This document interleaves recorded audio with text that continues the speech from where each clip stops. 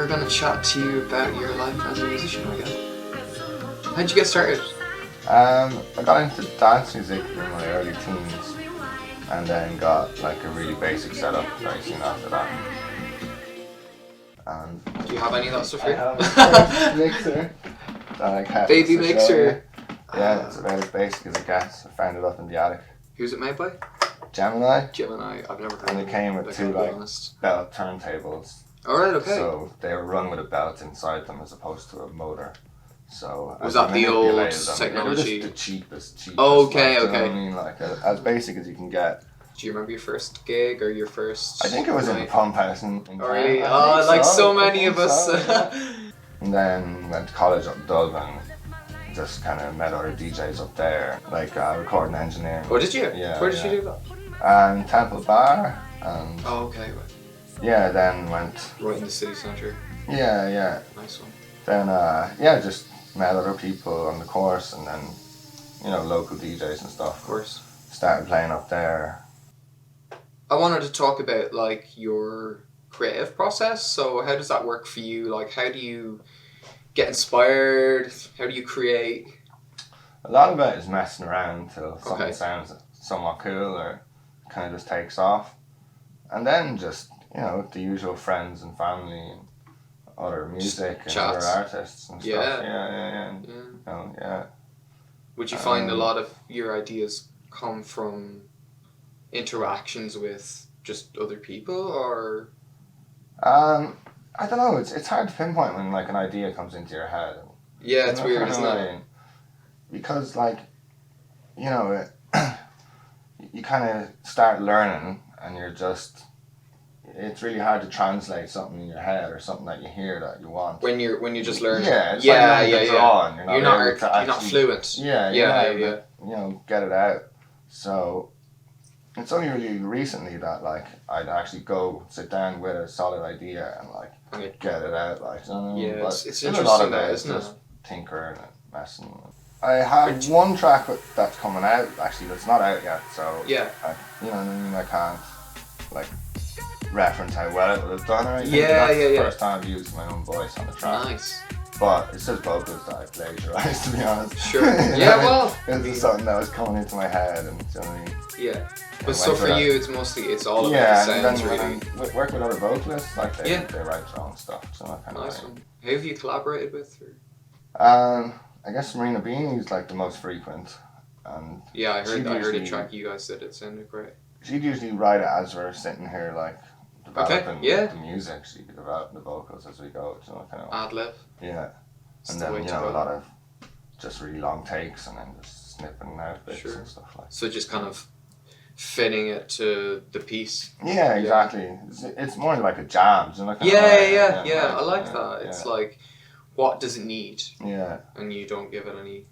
Yeah, exactly. The same when like there's other musicians like, or someone's like able to play whatever. Yeah. It's usually just mess around and record as much as you can. And Okay, so would you sample instruments and things? I have done Yeah. I've done stuff with guitarists and bass Nice. players, and keyboard players. It's all just more colours for your palette, really, isn't it? Yeah, exactly. And it's it's just it's just fun like to hang Yeah. out with people. Yeah, You know what I mean? yeah, That's totally. kind of you know what I mean? When something comes from it, it's more of a plus, really, I guess. For sure. It's like, no matter There's- what, you learn something from everything like you do with And someone everyone, else. Like, yeah, totally. To be able to bounce your ideas off people can be super helpful as well. Like, Yeah, exactly.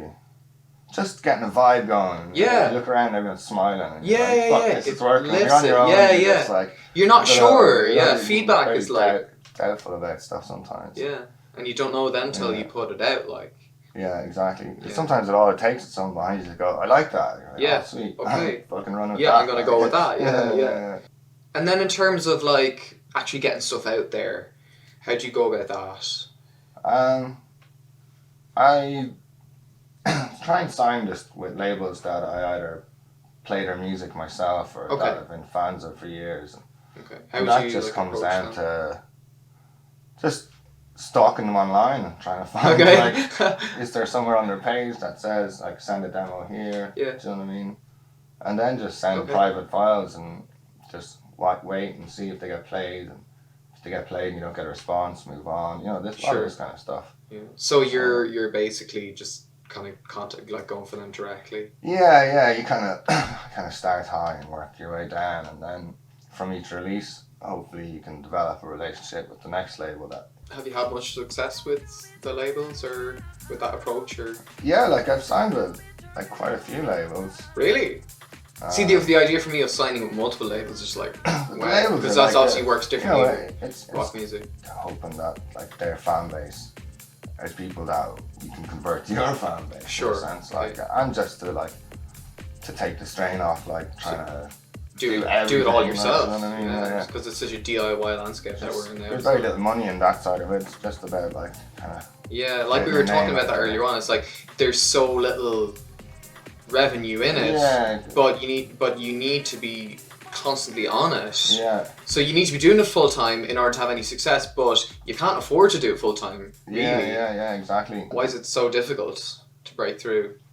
I guess just because there's so many people trying, really. Do you know what I mean? Like, with electronic music in particular? Yeah, it's like the software that's used to make it has just become like easier and easier to get. Anyone can get it. Yeah. Like look at like Skrillex won a fucking Grammy for making an album on a laptop with a pair of headphones, like in a squat house. Right.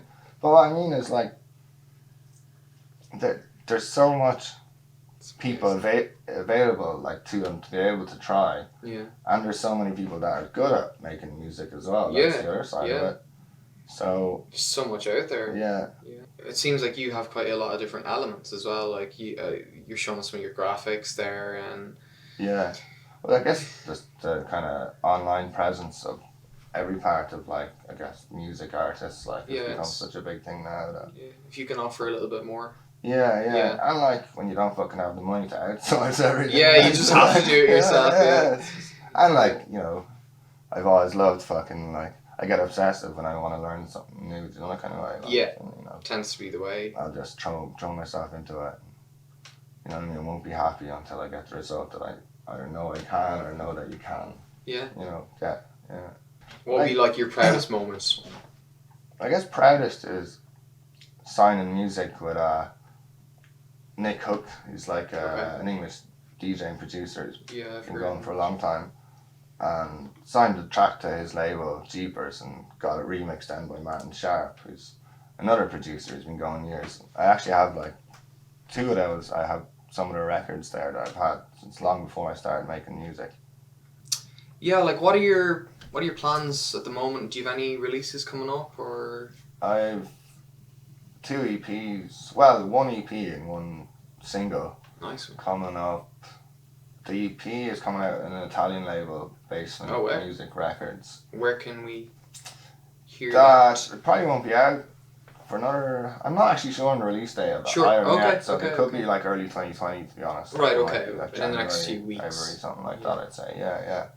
Nice one. And where, like, what platform would that be available on? Or? That'd be everywhere, like Spotify and Apple.